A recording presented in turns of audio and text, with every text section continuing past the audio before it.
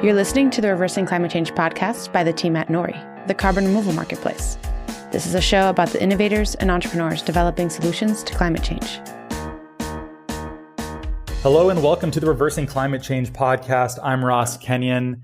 This is a special bonus episode because we are on season break between seasons 1 and 2 of Reversing Climate Change, but I didn't want to leave you in the lurch without any content for, I'm not even sure how long this break is going to be, maybe a month, maybe 2, maybe more, maybe less, trying to strategize the next season. So I wanted to get a couple episodes out to release during that interim to make sure that you weren't left all by your lonesome, I guess you could say. And we've been talking about doing a theology series. We've been doing research and trying to meet the right people to do a show about this. And I read an interesting article recently by Dr. Kuehn, who works at the library at North Park University in Chicago and with ATLA on their religion database. His article is called, "Is the Climate Crisis a Secular Eschatology?" I thought it was really interesting. I've heard this criticism before about climate change or just activism in general. So I wanted to have Evan on to discuss it with me. So thank you for being here, Evan. Yeah, thanks for having me. It caught my eye. Provocative title. So good work there. I'm not even sure that this title would make sense to our listeners. I'm not sure how many of them even know what an eschatology is. That is a $5 word if I've ever seen one. So what does it mean? So I think if people do know or have heard the word eschatology, I think they usually think of things like the rapture or the 4 horsemen of the apocalypse, millennial prophecies, things like that. The Left Behind book series that came out in the 90s. Yeah, Kirk Cameron, man. I remember those days. Yeah, exactly.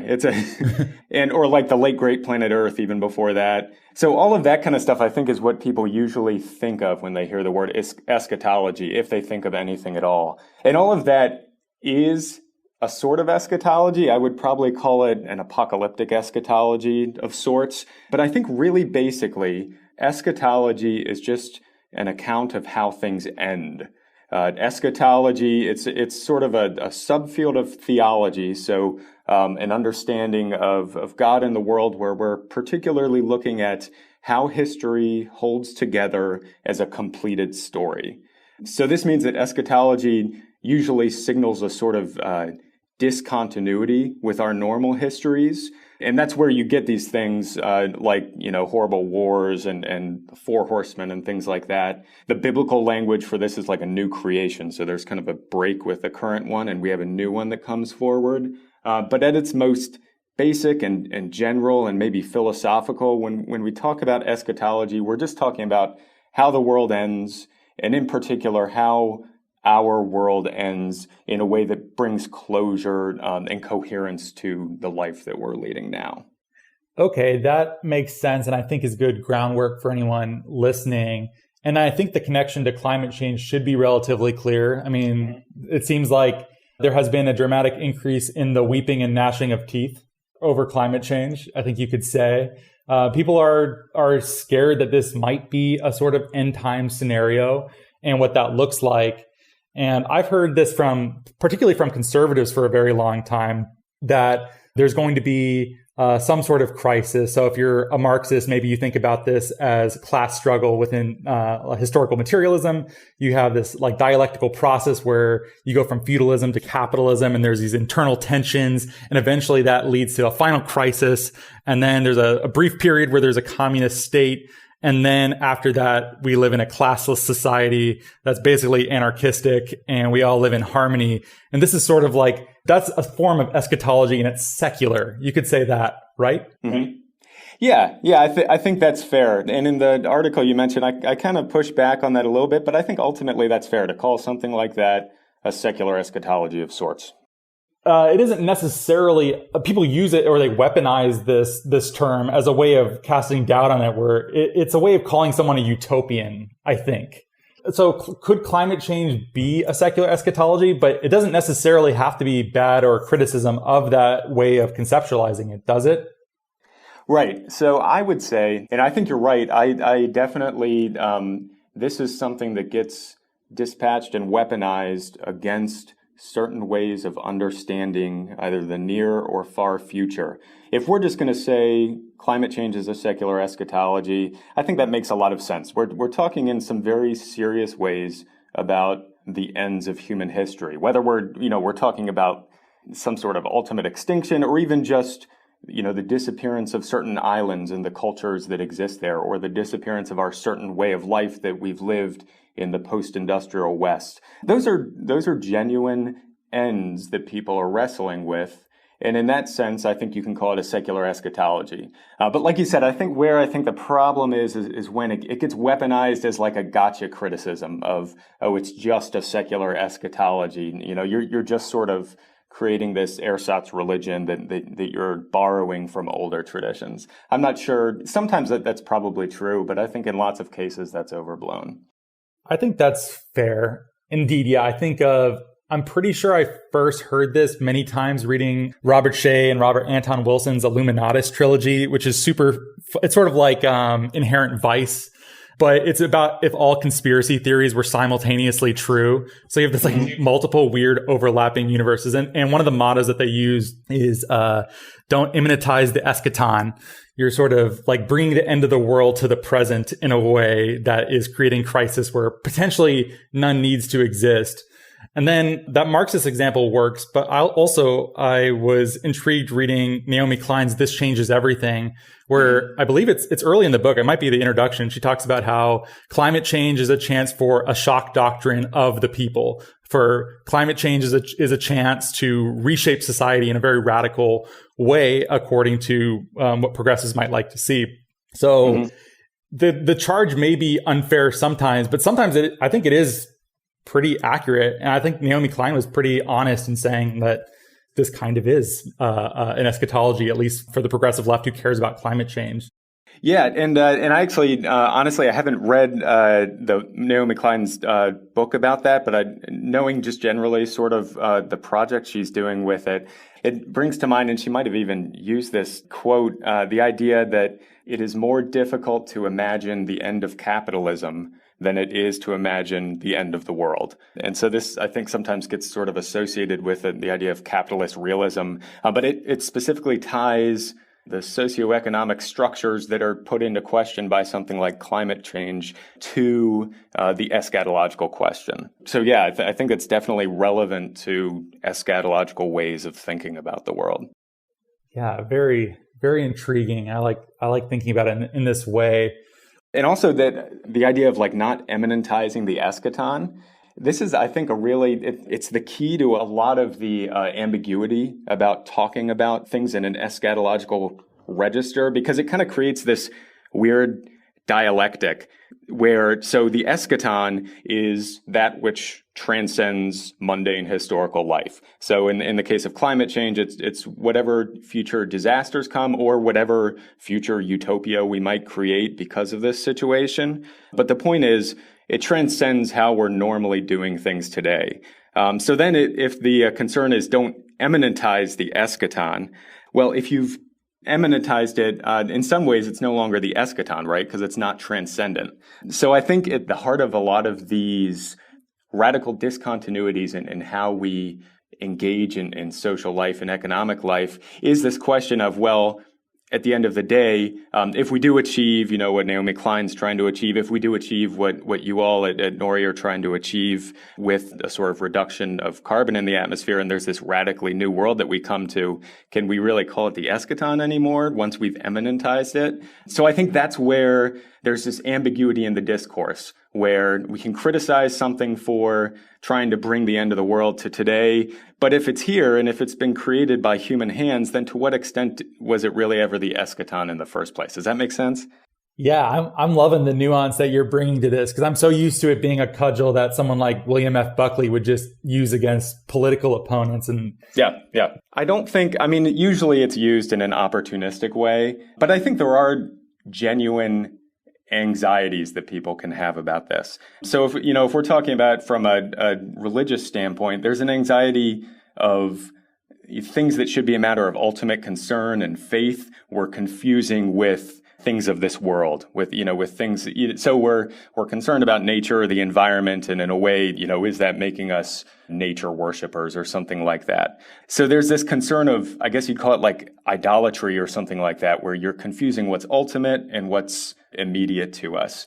And then there's this concern that you're moving beyond whatever came before in calling for a new world in response to climate change. And sometimes, does that mean we're moving beyond the Christian faith or whatever faith? So I think those anxieties that people have there's a genuine sort of core to it, but it is a question of how realistic are the critiques that they're offering and how much do they hit home when they're actually criticizing someone like Naomi Klein or Greta Thunberg or something like that.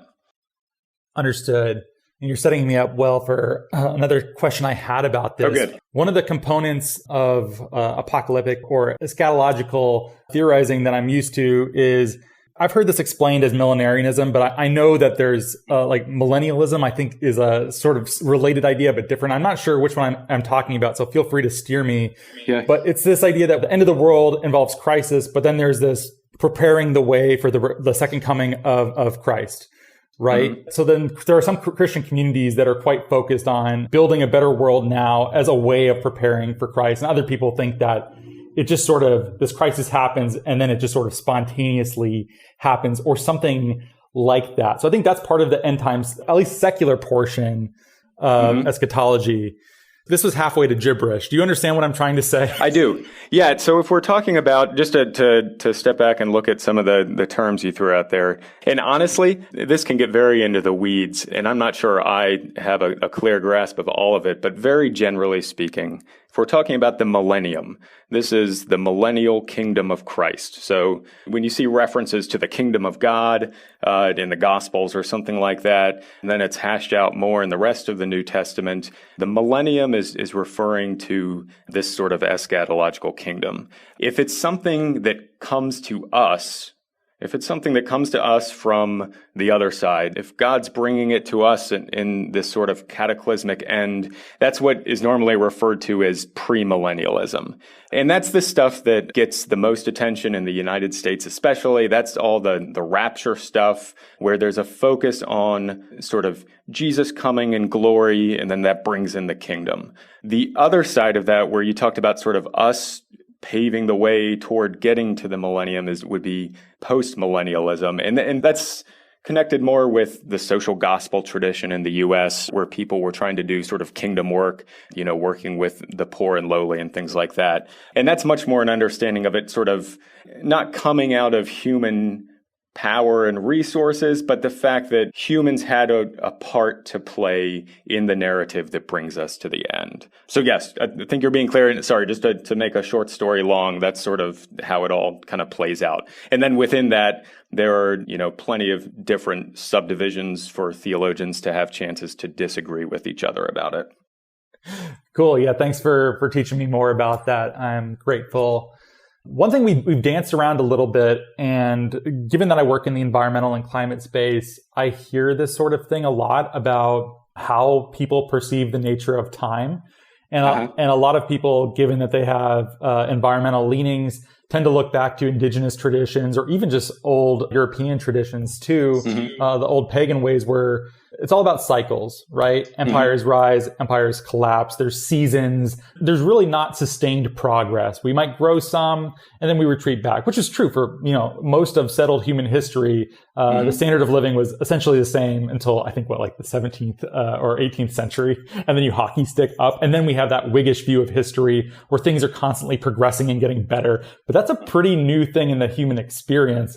But one thing I thought was really interesting in your work, this article encouraged me to look a little bit more into, was the idea that Christianity supposes a linear view of time, right? So you have God creates the world, the universe.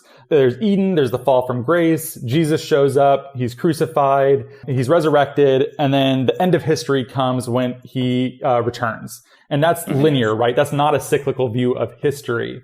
Right. Is that a good thing for our understanding of what it means to be human, and how exactly does that interact with how we view climate change? Because I think a lot of people, they sort of mix the two, right? Like they do think there's a sort of this is maybe an end times crisis, but they also probably think that we have lost sight of the cyclical view of history as well. Right. So I think it's one of those things where you can't just say this is a good way of looking at things or a bad way of looking at things. All of this is so...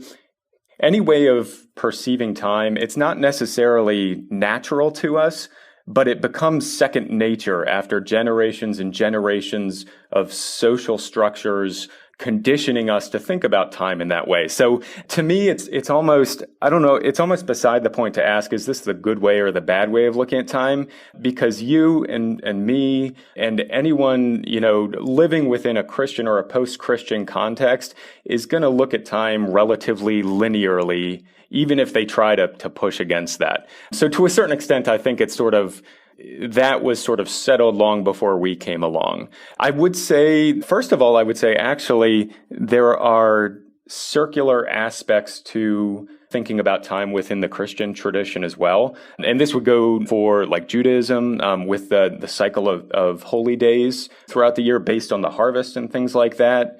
In the Christian tradition right now, I don't know when we're airing this, but right now it's the Advent season. So that's the beginning of the Christian yearly cycle. And the end of the Christian year is actually a time of judgment, or of reflecting upon the judgment of human sin. And Advent, at the beginning of the Christian liturgical year, actually almost has an eschatological sense to it, where we're looking forward to something, and what we're looking forward to is Christmas, right? It's the birth of the Messiah.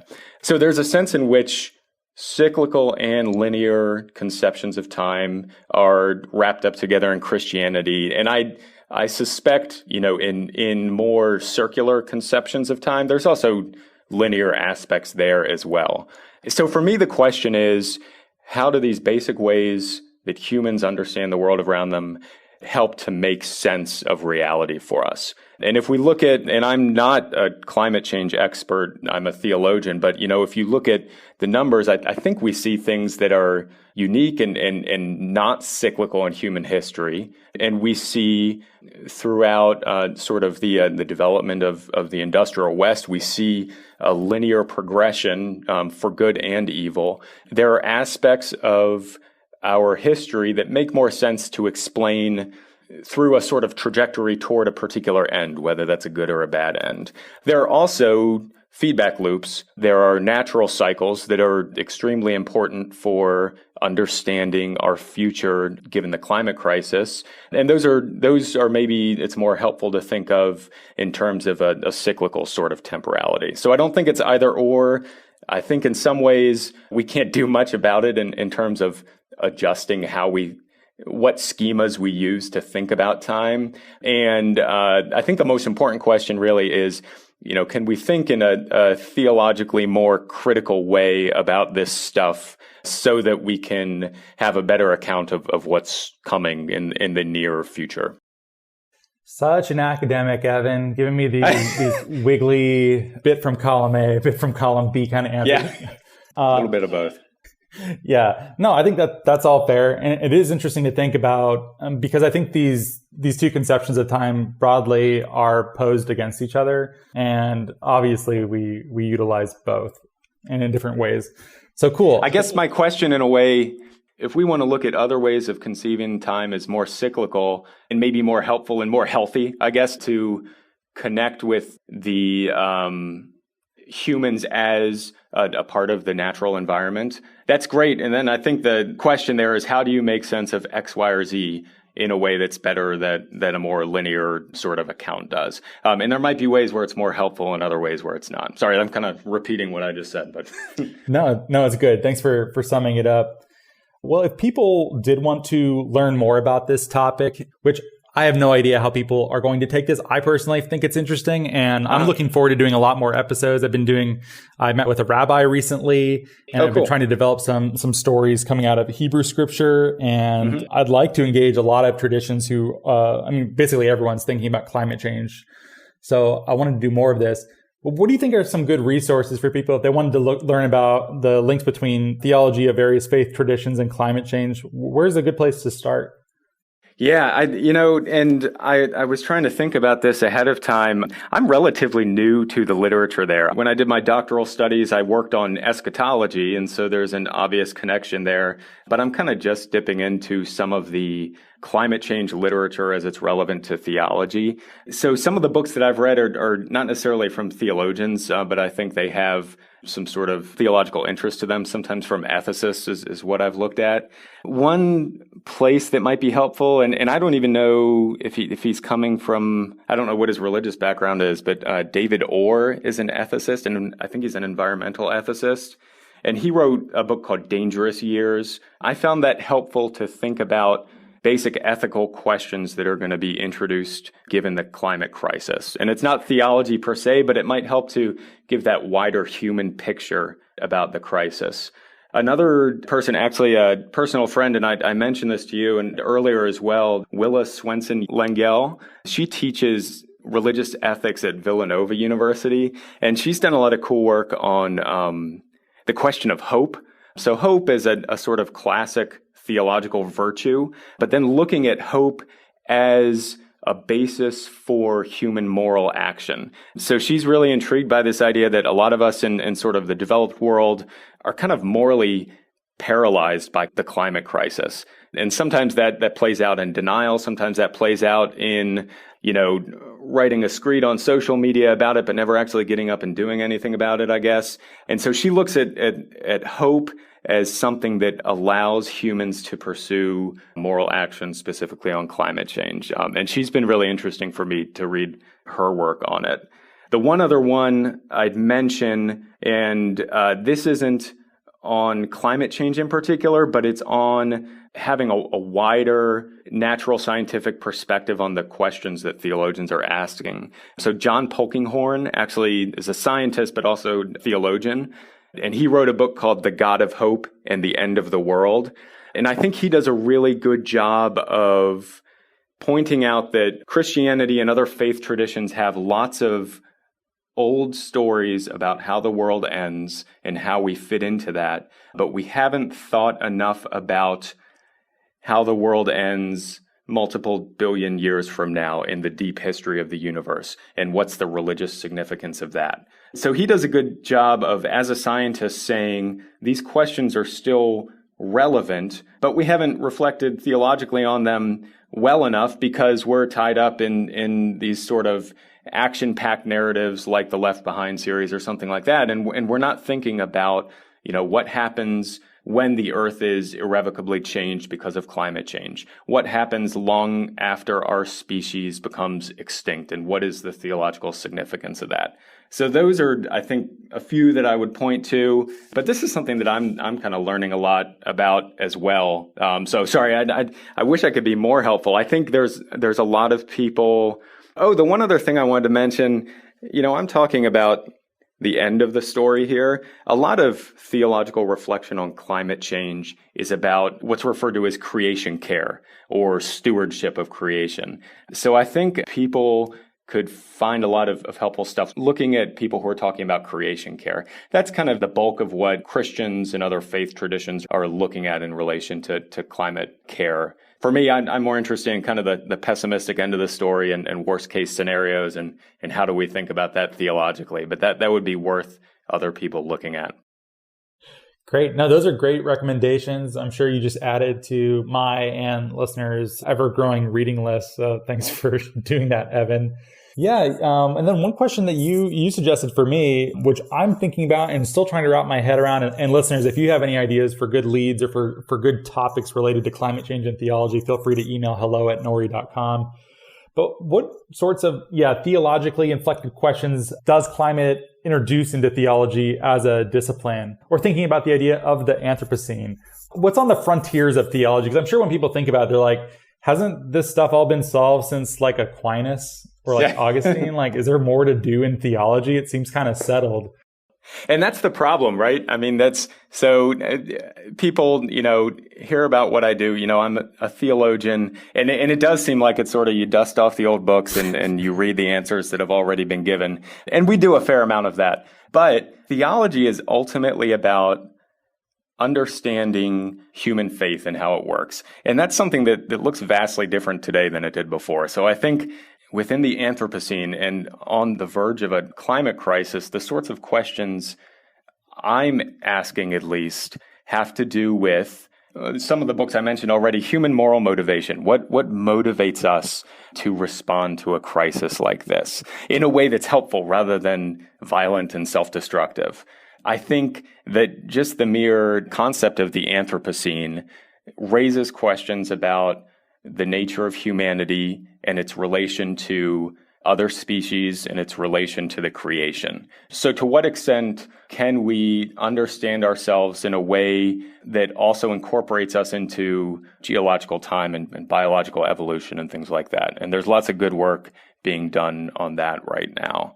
Climate change ultimately isn't just about nature and the climate. It has a lot of social ramifications. So we are going to have migration crises. We're going to have political crises that follow along with any changes in our environment. So theological questions that ask about human belonging and exclusion, about our neighbor and our duty to our neighbor, about the nature of political boundaries and the moral commands that transcend those political boundaries and what we owe to our neighbor in a time when a lot of this is going to become unstable. I think theology has a lot of capacity to help us look at social complexities and make sense of them in a way that's coherent and articulate. Oh, well, this is a whole new area of inquiry for the podcast. There's a lot of topics that I'm sure people would be interested in hearing more about. I'm interested. Yeah, I'm super glad that you're looking into this. So I think it's great, and it sounds like you're off to a good start with it. So, well, you're a little biased, Evan, because you started it. I am, yeah. Yeah. Well, thanks so much for being here, Dr. Evan Kuehn. Very grateful that you made time to do this right before the holidays. We're about to break for, this is what, December 20th right now. So thanks for squeezing me in. Oh, no, I'm glad to do it. Yeah, thank you. And one other thing too, is there any work of yours that you'd like to share or some place where people could keep up with what you're working on? Yeah, a lot of what I do is sort of deep in the weeds of some of these questions. So if you got, I don't know, I assume you'll probably link the piece I wrote on Greta Thunberg and how that relates to eschatology. My dissertation is coming out as a book about eschatology with Oxford University Press in 2020. So people could look at that for sort of the deep background of how some of this works, at least in my head. Yeah, I think that's kind of the big one I would point to. I hope to do more with climate change related questions, but this is honestly kind of my first foray into it as well. Well, great. Well, we'd love to have you back to talk more if we can find a good way to do so. Well, thank you again, Evan. Thank you. Thanks for having me. My pleasure. And if you like the show, please rate and review us in iTunes, Apple Podcasts, or Stitcher. Thanks for listening. Stay tuned for season 2 of Reversing Climate Change. This is just a neat little bonus episode that gives you a taste of some of what we're thinking about for the next season. And thank you so much for listening.